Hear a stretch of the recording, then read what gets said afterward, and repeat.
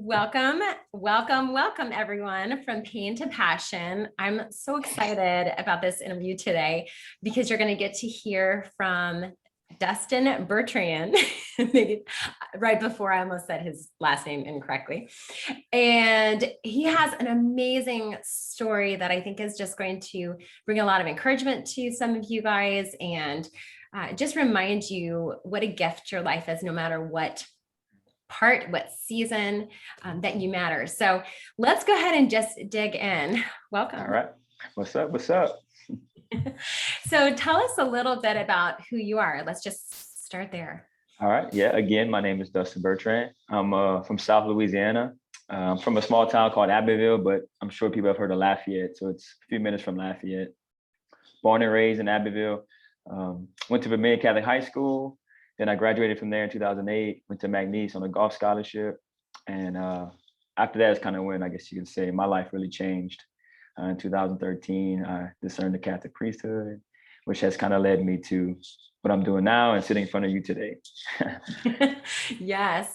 So your story really touched me. You were telling me kind of what you're doing now and things you're involved with. And it was just really amazing because the story ties in a lot with the choices that we make and how much the choices that we make, they're not just about us, right? That the choices we make really impact those around us. So would you share that story that I'm referencing? Yeah, absolutely. So a lot of big build up there. Right. So my mom was a single parent. She had me out of wedlock at 25 years old. So for the first 5 to 6 years of my life, it was just me and her.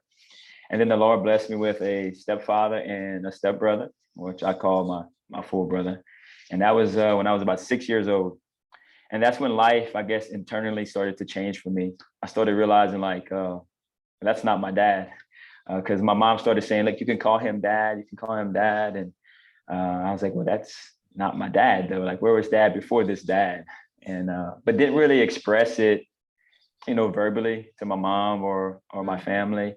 They saw that I struggled with the concept of calling him dad, because I would always say, Mr. Such and such, Mr. Such and such, instead of calling him dad. Yeah. But that was about the gist of that internal struggle that I let kind of out with my family. So life goes on. So I'm 6 years old, get into middle school, get into high school. And then that's when life really started to, that internal struggle started to kind of manifest itself in an external way. Everybody in high school, you get to 16, 17 years old, everybody, you got a girlfriend. Well, I really wasn't into the whole girl scene. I was in love with golf. I was at the golf course 24/7. I wanted to be a professional golfer. I wanted to be the next Tiger Woods. But of course, sometimes you give into peer pressure. So I started dating my best friend, which was a girl, her younger sister. She was on like a year or two apart from us. And that's when life, I guess you could say, first kind of hit me in my face, where the pain really started, the pain really started for me.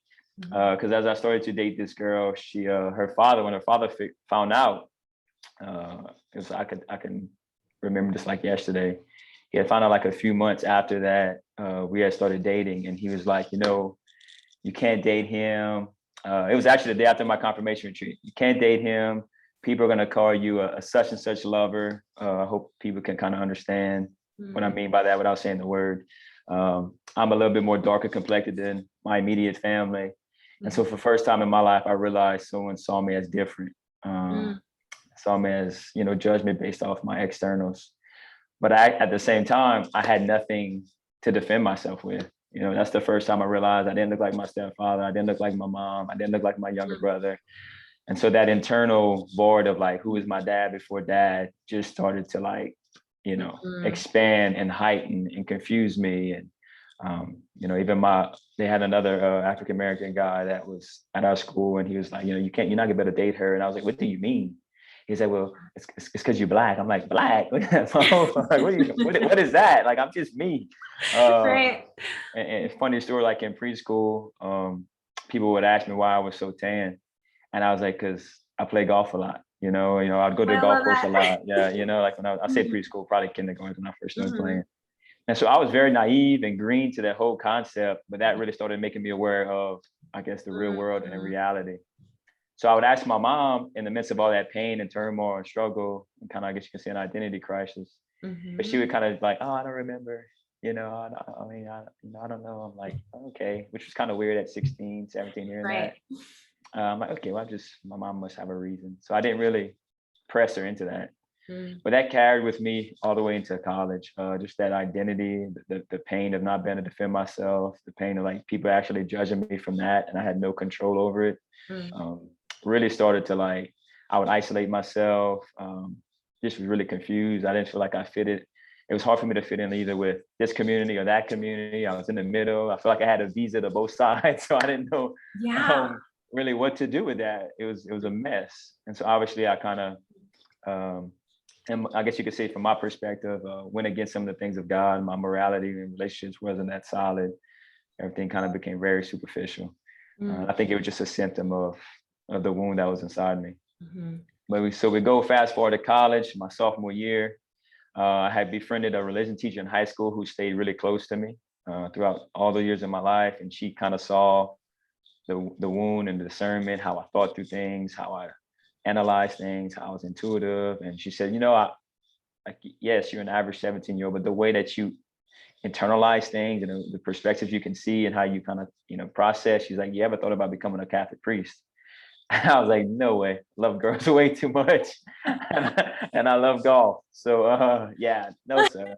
And I just kind of always had a vision of being a dad and a husband one day. And so I was like, no, not really. But I was getting mature enough to understand there were some other spiritual occurrences in my life that at least matured me in a way to like, take it serious, at least take it to prayer. And I took it to prayer, but I was like, you know what? I'm not leaving college. I know that if I finish my 4 years of college in golf, that it actually takes time off of the seminary. So I was like, you know what? I'm not losing really any time. I'm going to stay and see what the Lord has for me at McNeese in Lake Charles, Louisiana. So I stayed there. And in the midst of that sophomore year, in the midst of all that discernment, I started getting like tired. My mom thought maybe I was getting depressed. I just couldn't do physically what I used to be able to do. I felt like I could. And so we went to the doctor. And, from birth, I was born with 3 holes in my heart and a kidney disease. And so we always monitored my heart and the function of my kidneys. But 2 of the holes have closed up. 1 remained. It was a VSD. That's kind of like a murmur for my doctors out there. And so it remained, and it started getting, in all actuality, it started getting worse in college. It wasn't depressed. It wasn't depression or anything like that or anxiety. My heart was just kind of not getting worse, but it had to work harder to do the normal things. And so I was like, well, you know what? I'm young. I've always saw myself as someone that could recover fast, rehab fast. I was like, let's take care of it now instead of when I'm older in my 50s, 60s, in case I have to have it then. And my mom was on board. The doctor was on board. So I went to fill out all the paperwork. So when you have these big surgeries, the doctor comes in, liability forms, and that's all that good stuff. And so as I'm filling out the liability form, it was like, do you understand that you have a 3% chance of not waking up? And for me, being 18 going on 19 at that time, that was a big deal for me. I was like, I'm not ready to die. And so I don't know if it's like an existential thing or a spiritual thing, but the second I knew I could, not wake up, die, I wanted to know where I came from. Yeah, it was kind of, I don't know, it was weird, it's profound to me, internally. And so I went to my mom. I said, listen, I'm 19, I'm in college. I did not just fall from the sky. I mean, didn't do this one. Yeah, no. So I need you to kind of clarify, like, where's my dad? Like, what's my origin? Like, I just need to know. I want to know. And like I told you a couple days ago, it's one of those conversations I'll never forget. 306 Natasha Street, Abbeville, Louisiana, south of our little airport. Green picnic table, some gravel rock under a lean metallic carport. And she just kind of sat down. She sat down. She started crying. So I was like, "Oh Lord, I'm sure this is getting intense." And she just started sharing how she really doesn't know. She doesn't know who my father is. She went out one night, and she was with some friends. She was dancing. Some of her friends left her, and then all of a sudden, like the memory of that night is like blacked out. And she woke up the next morning in a hotel room in one of our little towns, kind of close to the interstate. And she knew something terrible had happened to her, but she couldn't really put her mind to it. She had to clothe herself after, so she knew something had truly happened to her, but didn't know how she got there, who brought her there, or any of those things. But like I tell people, like most people in America, women are kind of indoctrinated to be independent. They don't need a man, blah, blah, blah, all that good stuff in the sense of and just not sharing or maybe not being open towards people, and tell men close themselves off to each other, right? We're supposed to be men, show no emotion, don't process, don't work through anything, compartmentalize, don't talk about nothing. I said, so she kind of did what the culture tells us to do. She buried this humiliating act, this traumatic act. She didn't, really seek help or tell her mom or any of her really close friends. She kind of just made up these little, like you said, white lies, like, I just had a long night, just come pick me up. I need a ride. And so the maid of this place actually helped her find her, get in touch with her friend. Her friend can't pick her up. And then she just lived the rest of her life, like most of us do. We bury things. We don't want to talk about things, especially if they humiliate us or something that's been traumatic. We just don't even know how to process it or express it. But then a month later, she was sick. She didn't know what was going on. She was throwing up. So she went to the doctor and she was pregnant. And obviously, if you have any intuition, you understand where I'm going with this. 9 months later, I popped out and her life really changed. And so at 19 years old, I found out like I was conceived by rape, and my mama decided to say yes amongst the, the gossip and the slander of kind of, embarrassing her mother and whatnot. And when I found that out, it changed me a lot. It's really my understanding of my faith. I was like, okay, all this stuff I hear on Sundays, you're about to find out if it's really real. I don't know how I'm going to get there, but I want to be the type of man that my biological father wasn't at that moment, and don't know if he is now, I want to be a type of dad that I never got to experience, and husband my mama never got to experience. I didn't know how I was going to do it, but that kind of started my deeper convergence story into my Catholicism, where my faith started kind of taking over all areas of my life, not just an hour on Sundays. Yeah. So knowing that was your background, how has that affected you now? Like as a grown man, how's that affected you? And then also, how's that changed your perspective on life, on people, on the culture? Yeah, well, purpose. I've written a book, and in my book, I say, like your purpose is not dictated on the way in which you were conceived. And I feel like I'm able to testify to that because I'm living it. The world would say that there would be no room for me because I wasn't planned. I was a product of my father's sin or residue of a rapist is some of the terms that our culture would use. Wow. And I just can't co-sign that. I believe we all have a unique purpose. Me living my life and experiencing that, I've realized that God's given me gifts regardless of how I was conceived. And these unique gifts can impact people in a unique way. And I have a specific plan in the eyes of God, from my understanding. Yeah. And so it's really allowed me to inspire people, be very, compassionate towards people, to empathize towards people. I'm like the gifts of the Holy Spirit. I did like this personality test, and I would be called an exhorter. And so I think understanding where I've come from and the way I was conceived, I like to just exhort. I like to speak into people's life and build them up beyond their suffering, I guess, and beyond their pain and lead them to their purpose, hashtag. And so it's given me a greater appreciation for sure. I think it allows me to slow down a little more than most people can. It's very easy for me to take in the simpler things. I feel like since that moment, since being 19, I've slowly been able to be present a lot more than I feel like I would have been if I wouldn't have went through that. Yeah. And so I think that answers what you asked, right? Yeah. I know there was a lot in there. Yeah. So looking at that, was your experience within that, was that a pain point for you, or was it like, oh, wow, how did you process that? And knowing that, how would you say that has also, just knowing your background, how do you think that has helped to propel you now into your purpose and what you're doing? Yeah, so I think it was painful in the sense when I thought about my mom. That was really painful that someone does that to people. Yeah. So that was more pain for her than myself. I've always kind of been I feel like just a gift, a fighter. So I kind of quickly respond. I flight or fight. I'm more of a fight, fight type individual naturally. So it was more pain towards my mom. And then that pain literally turned into like this passion, this purpose. So I would say the most of the pain though, for me was the father wound, just desiring that type of hero and in my immediate family that I just never got. That I saw like some of my other friends experience, which was pretty cool.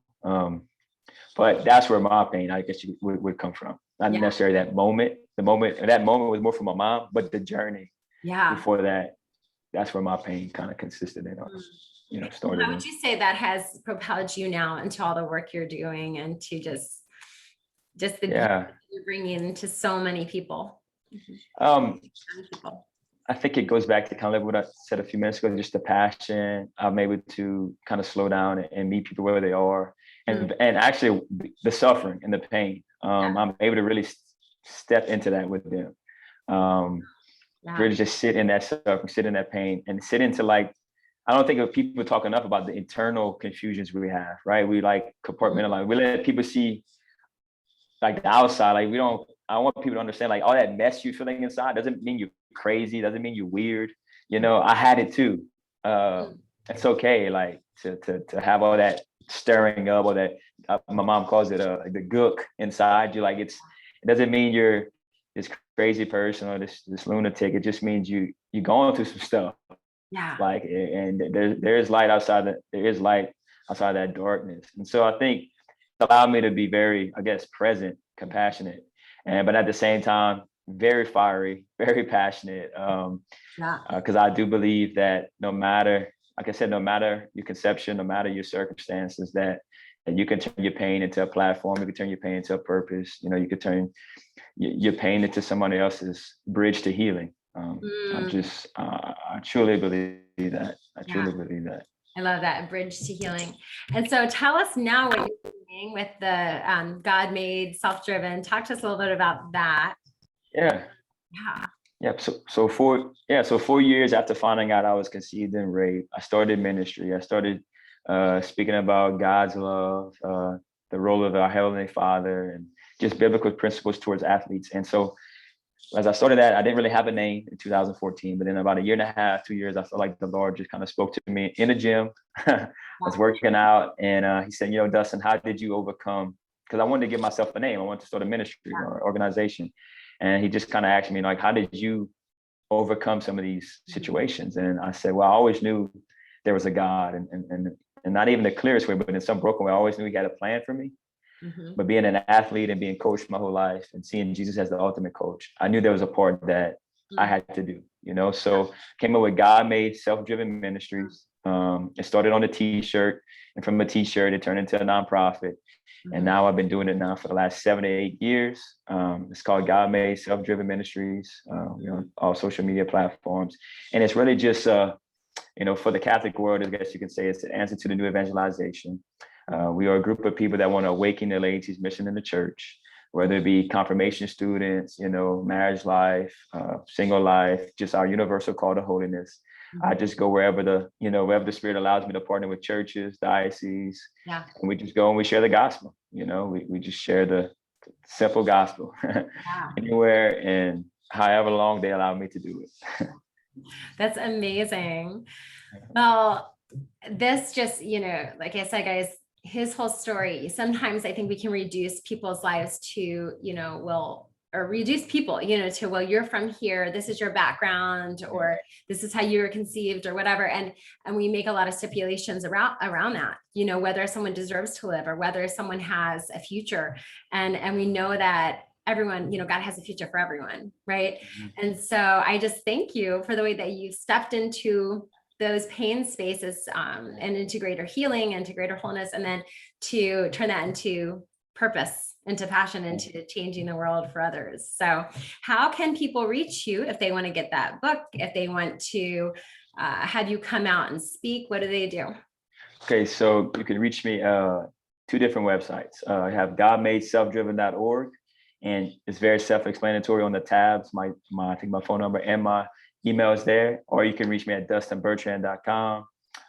Again, I have the book so the book's called The First 30. And so if you see a tab called The First 30, that's where you can purchase my book. All donations go to the ministry to allow me to travel, to impact the youth and beyond, and just to reach more people with the love of God, and or just strictly secular motivation and inspiration. So I'm not just tied to Christian atmospheres. Awesome. Well, thank you so much. I Yeah. appreciate you. I appreciate your yes. Yeah. And guys, go find his book. Go find Yes, please do. bring and speak to your. All right. I'll see you guys Yeah. next time.